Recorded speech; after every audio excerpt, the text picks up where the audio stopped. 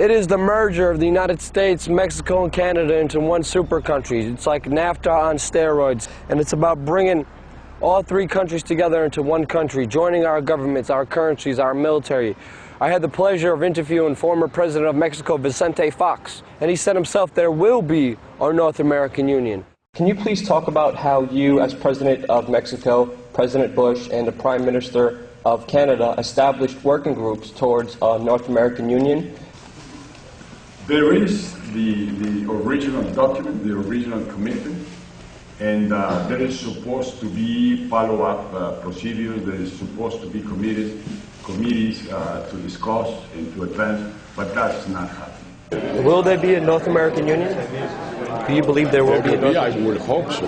I think it would be very convenient for both of us. When Vicente Fox, in the 1990s, was a candidate for presidency of Mexico, I was at a conference and I sat next to him at dinner, and on the other side of Fox was Robert Mundell, whom I mentioned already as the father of the European Monetary Union.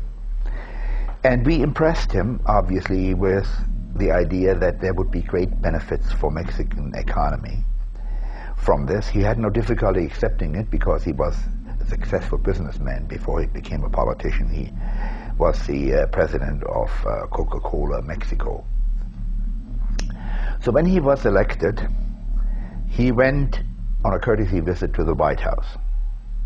And the press release at that time said that he raised with President Clinton the idea that we should push forward on a North American monetary union. It was said that he did the same thing when he got to Ottawa and talked to Chrétien. We have had opinion surveys which showed that the idea of a common currency with the Americans and Canadians is totally unacceptable to Mexicans for nationalistic reasons.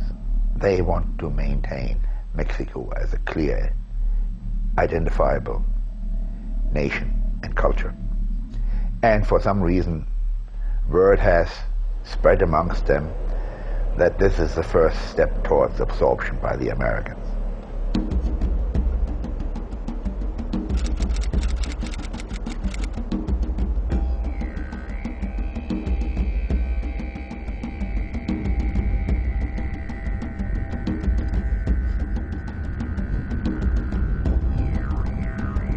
So you say you've heard about the Amero currency? Mm-hmm. Where did you hear about it? I read in the newspaper 2 months ago. Yes. Yeah. For the Amero, like the Mexican people is why is my peso is. I don't want another currency. Mm-hmm. I am Mexican. I like my peso. Yeah. I don't need new currency. Sí, era una moneda que iban a crear. Sería bien, ¿no? Para apoyar a la economía de México. Pues no, lo que había escuchado últimamente que se iba a tratar de estabilizar la economía y se iba a manejar solamente un solo capital, que es los comentarios que dicen para que esto se estabilice y tenga una estabilidad, pero eso lo escuchaba que iba a ser dentro de 5 o 6, hasta creo que dentro de 10 años más, menos que no sé ahorita si anda funcionando eso. And this whole new world order ideation is a bunch of banking and intellectual elites that basically see the same sort of mentality. Control the economy, control the issuance of currency, you control the nation. And now control the food, you control the people. Let me control the issuance of currency and credit of the nations, and I don't care who you put in power, because they know control the money, you control the nation. And society, we're not aware of this. But this is all part of this whole globalization scheme that's happening right now. Even to raise those kinds of issuers, to raise the Amero currency issue, is to inflame a lot of the people who are most fearful about integration. So for those reasons, I say leave them aside. We have some preliminary steps before we get to a point where we can seriously entertain that. The trouble with the monetary union is that there's tremendous symbolic attachment to our currencies.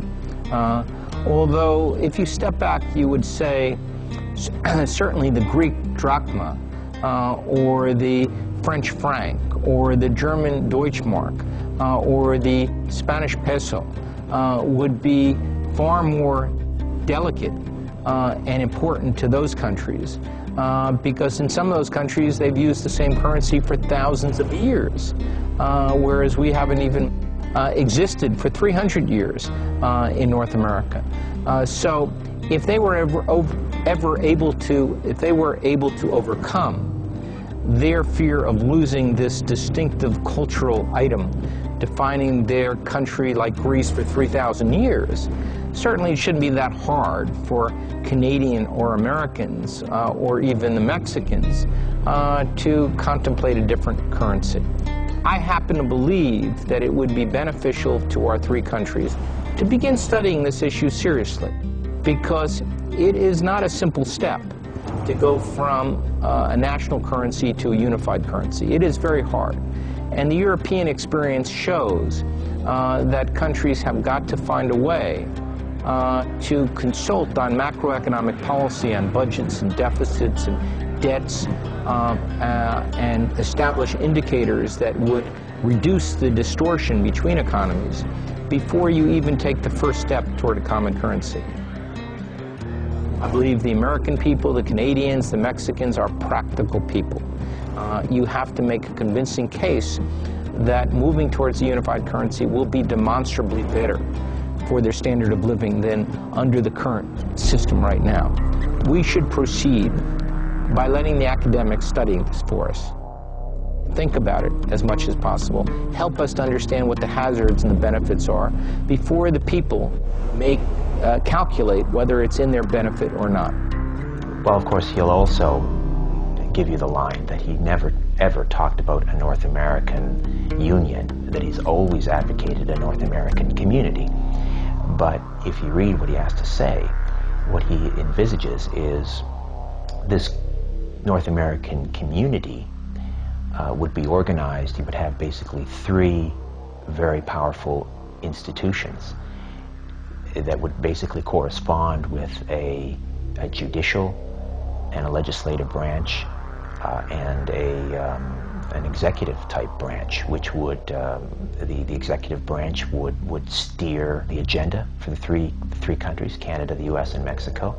You would have essentially a North American Parliament to mirror the three separate independent legislative bodies in the three countries, and then you would have a North American court, which would adjudicate on disputes, etc. Well, that sounds an awful lot like a North American Union to me.